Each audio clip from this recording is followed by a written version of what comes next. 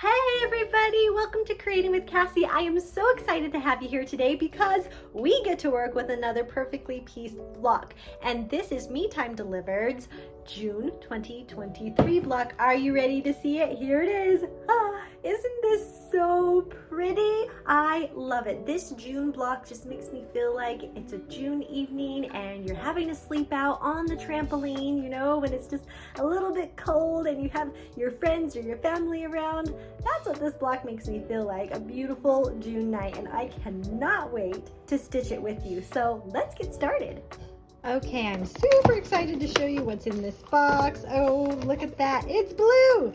I love how that is a different color, especially since this box has all these amazing blues. Okay, so let's dive right on in.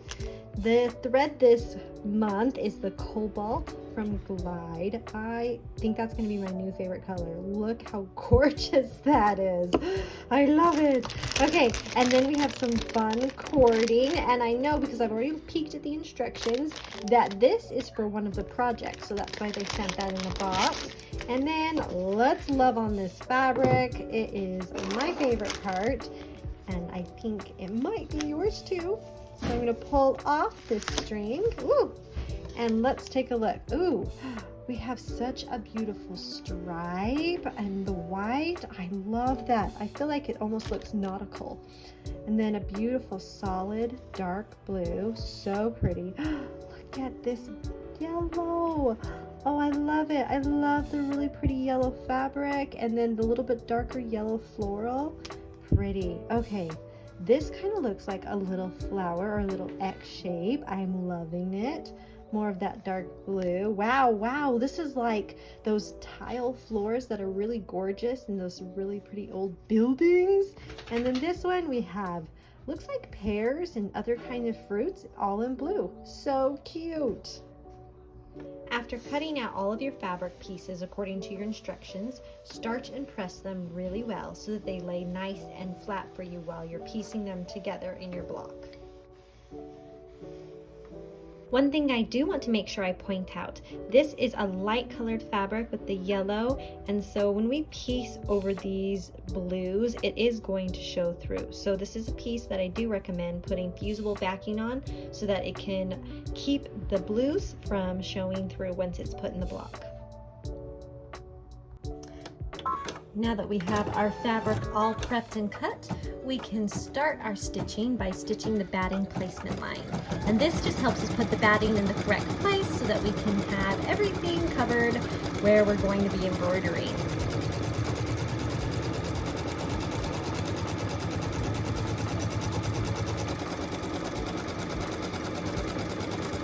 Once the batting placement line is all stitched, we can take our piece of batting and place it completely covering our placement line, smooth it in place, and then go ahead and stitch the tack down line.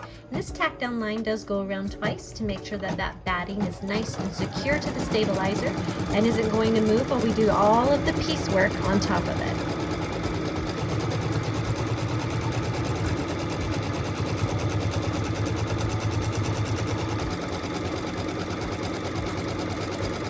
Once the batting is all tacked down, we'll take our cutting scissors and we will cut right next to that stitch line, removing all the excess batting. And we just don't want this in any of our side seams or adding bulk to our project, and so we're just going to remove all of this excess.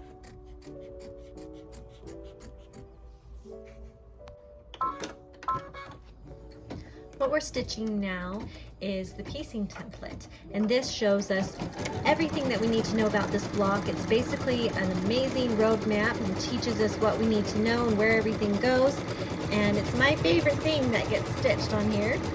It's just one of those things that without it I couldn't make my block, so I really appreciate the piecing template.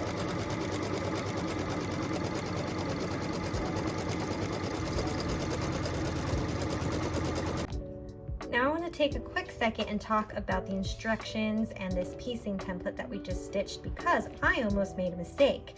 On here it tells you that piece number 1 is over here and piece number 2, 3, and 4, which is perfect. But this piece is very similar, if I go back in my binder, to the January block, and it's opposite on this one, where this is piece number 1 and it would be a square before you put that corner on, and piece number 2. So don't get it in your head that it pieces like the January block with 1, 2. It is the opposite of that for this June block, sorry, with 1, 2. So opposite. Keep that in mind because I almost messed up.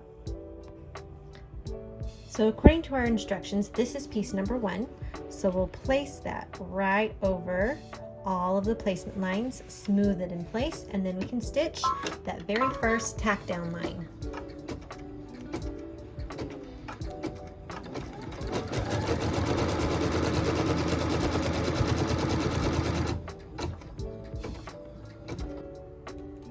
After we get our tack down line stitched, we'll take our scissors and we'll cut nice and close, removing the excess fabric. And then we can place piece number 2 right against that stitch line, making sure everything's nice and lined up.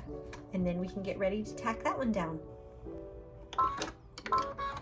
So this is piece number 2's tack down line.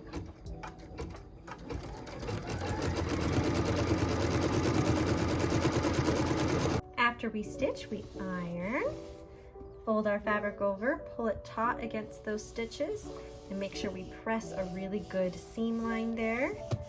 Oh, this is going to be fun, I can already tell.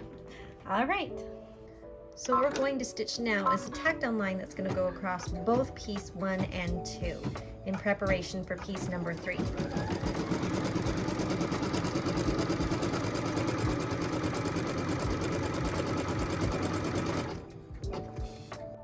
So there's not a ton to trim this time, but we are still going to clean it up a little bit.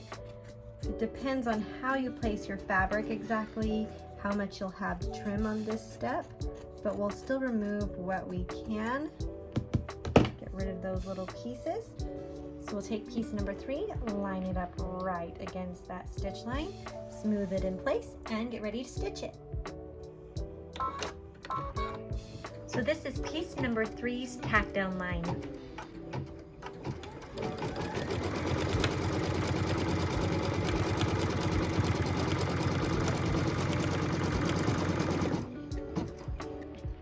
Then it's time to press. I'm gonna make sure we pull this taut, especially where this block is so square. We want to make sure that we have really nice crisp lines. Kind of give the whole thing a little bit of an iron. All right, now at this point, you're going to notice something different. We still have another piece to go, but we are going to do the final outline stitch and some quilting before we put piece number 4 on. And that's different. We haven't done this sort of a thing with any of the blocks before, so don't forget this step. So I've switched my thread to that beautiful cobalt blue before I did this step, and it's going to stitch that final outline stitch line right now. And then after that, we get to do the quilting. And you can leave your white in for this step. I just prefer to change it before I did this step. That's my preference, but you could do either or.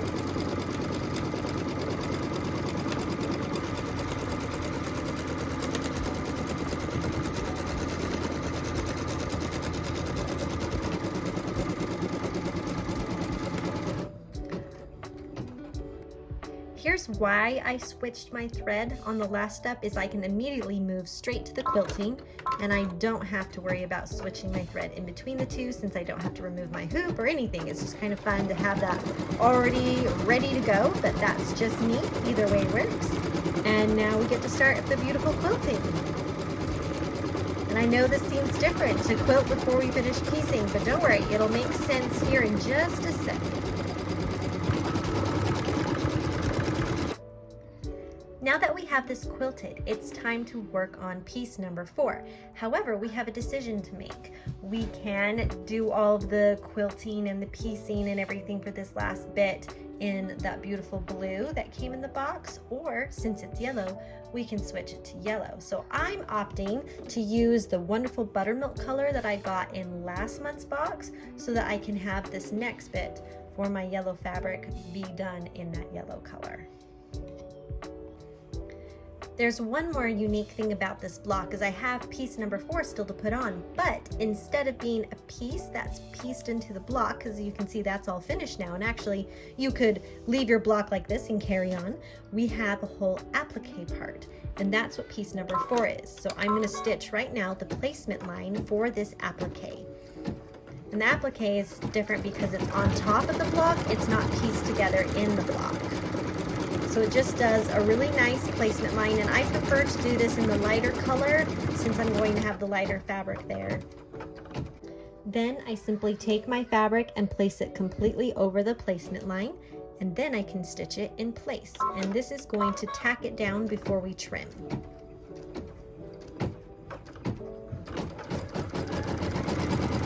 And this is a piece that you can tape down if you feel more comfortable.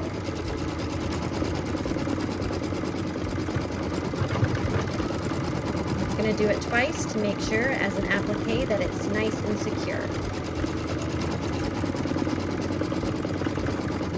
After we have our applique piece pieced on, I'm going to take my scissors and I'm going to trim all the way around it, staying as close to that stitch line as I possibly can without clipping the stitches, because I do not want a bunch of fabric hanging out, and I don't want my finished stitch to look kind of clunky and messy, so I got to get as close as possible.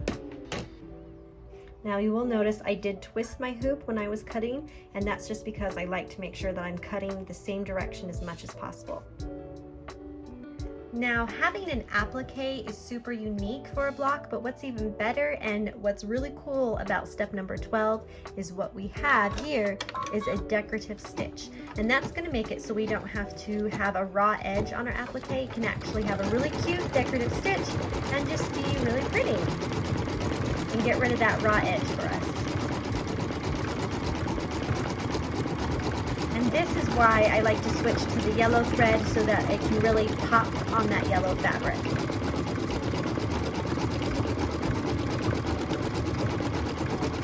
Look how amazing that decorative stitch is. It just adds so much to this block. And what's even cooler, everybody, is step number 13. They added some quilting. And so we get to quilt this little yellow piece and give it a little bit of something extra. And I absolutely love that. It's just a quick little quilting, but it looks so cute.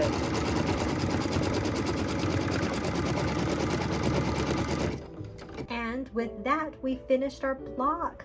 Look how cute it is. I seriously can't get over this. The fact that we got to piece, quilt, and applique all in one, that just is so fun. It makes this block unique. And I also like that it kind of looks like a nice June night, which is really cool since it's the June block. Feels like summer to me, nice summer evening. We're gonna cut this baby out right now. So line our ruler up with all of our edges and make sure we get rid of all that excess fabric and excess stabilizer that we don't need on our block. And then we can see this in all its glory.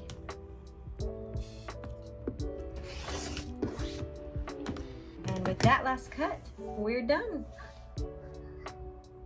You guys, look what we made! Isn't it so cute? I love this block because it's really easy to do. It's really fast, actually. The quilting is adorable, and it kind of gives you a block two ways, because if you don't do this last piece, which is the applique block, and you just do the 4, you have that block.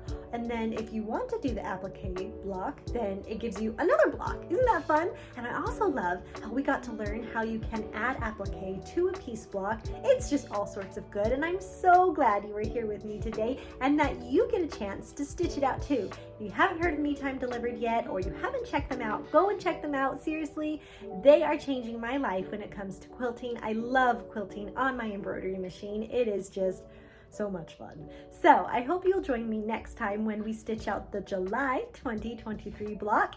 It's going to be great. And until then, go out and make something beautiful and enjoy stitching. We'll see ya.